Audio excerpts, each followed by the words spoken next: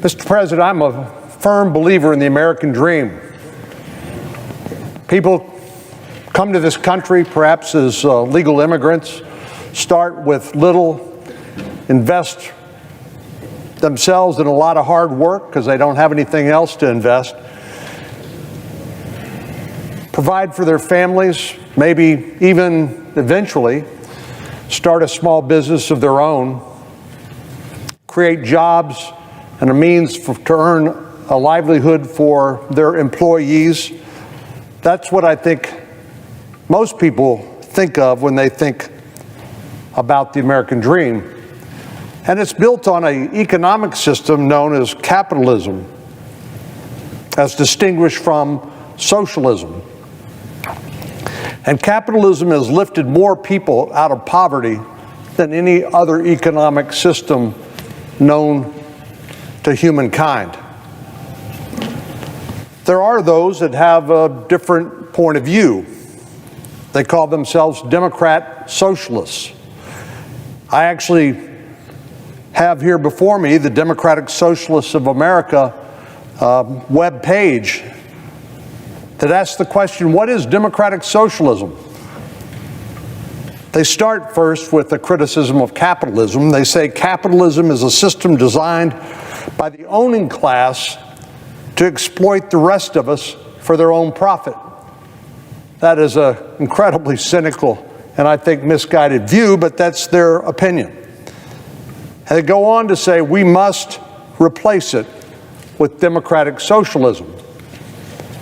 And there are a number of members of Congress, notably the junior senator from Vermont here, who's an advocate for democrat socialism. I read where he gave a speech explaining why he thinks that's a better way to go.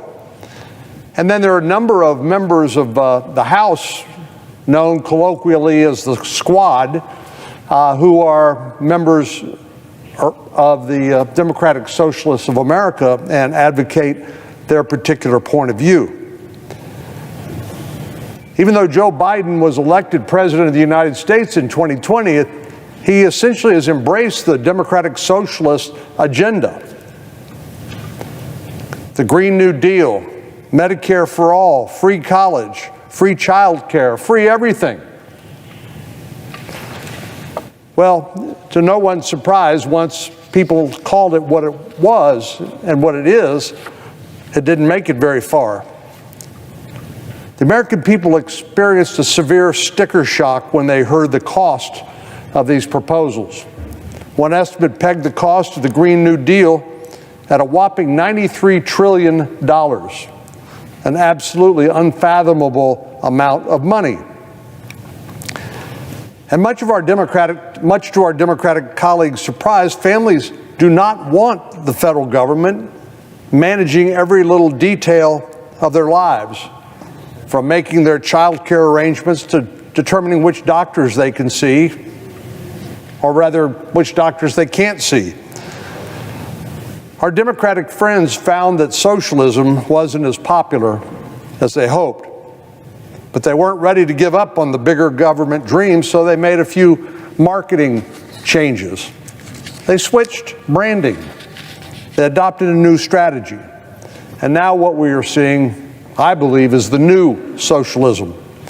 Now, it's not as in your face, not as startling as what we saw a couple of years ago when people openly advocated democratic socialism. But the new socialism, I believe, is just as bad and even more dangerous because this time it's actually coming to fruition.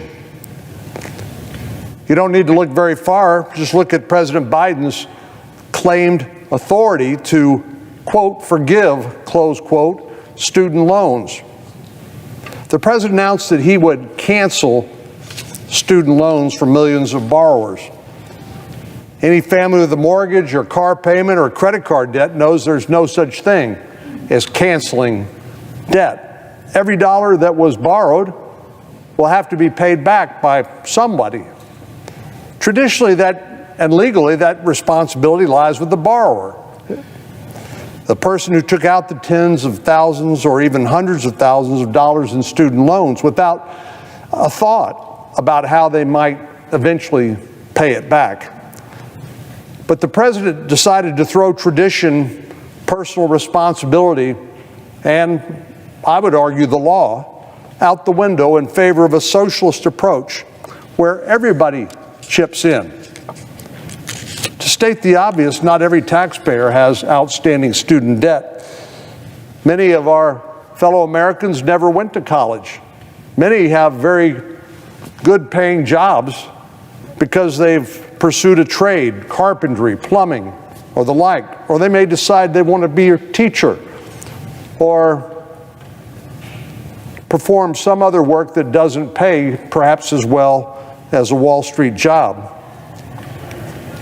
Many people who did get a degree decided they needed to work, at least part-time, to help pay for their bills. And then many, perhaps most, decided they had to pay the loans back after they graduated, just as they had agreed to do. Still, every person without a college debt will be expected to shoulder the cost under President Biden's proposal for someone else's degree, regardless of their ability to pay it back.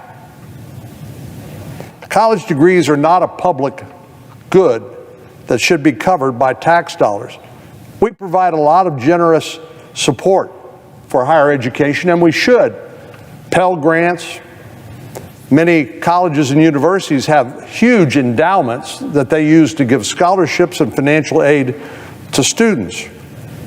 But this is not something that ought to be placed at the foot of the American taxpayer in this form, certainly. Once somebody's agreed to pay back their student debt, to be able to just walk away from it, to me, encourages all sorts of irresponsible conduct and expectations. These aren't shared expenses like commonly used roads, hospitals, or police departments. The individual who decides to borrow the money so they can attend college alone reaps the benefits of that degree. And in fact, if you do go to college, your chances of earning more income tend to go up. But the real kicker here is that student loan socialism will cost the American taxpayer roughly $500 billion, all to pay off the debt that the individuals involved knowingly and willingly took on. Of course, President Biden isn't the only one forcing more socialism on the American people. Our Democratic colleagues have gotten into the action too. Last month, they passed a reckless tax and spending spree that included enough handouts to make Fidel Castro proud. First, they're the expanded Affordable Care Act subsidies. Originally, the subsidies were provided back when Obamacare passed to provide subsidies for people earning less than 400% of the federal poverty level. But our Democratic colleagues last month not only increased the amount of assistance people can receive, they also expanded eligibility. In short, giving more people more money regardless of their ability to pay for their own expenses. Shifting that, again, out of the pockets of middle-class taxpayers into the pockets of those who don't need the subsidies, and especially those who can pay for their expenses themselves. Our colleagues said this was a temporary provision that was critical to the pandemic response, but here we are a year and a half later, and they've already extended it. The people who gained insurance coverage because of this proposal aren't low-income families. Those individuals have already been eligible for Obamacare. Assistance now extends to people earning 750% of the federal poverty level, six-figure earners. So here again, our Democratic colleagues are taking money out of the pocket of middle-class taxpayers who are struggling with inflation and trying to make ends meet, and providing enhanced, generous subsidies to people making 750% of the federal poverty level. So even as this started out as a temporary fix, I don't have any reason to believe that our Democratic colleagues will ever allow these subsidies to expire. In the words of Ronald Reagan, the closest thing to eternal life on earth is a temporary government program, and our Democratic colleagues seem to be intent on proving the accuracy of that statement.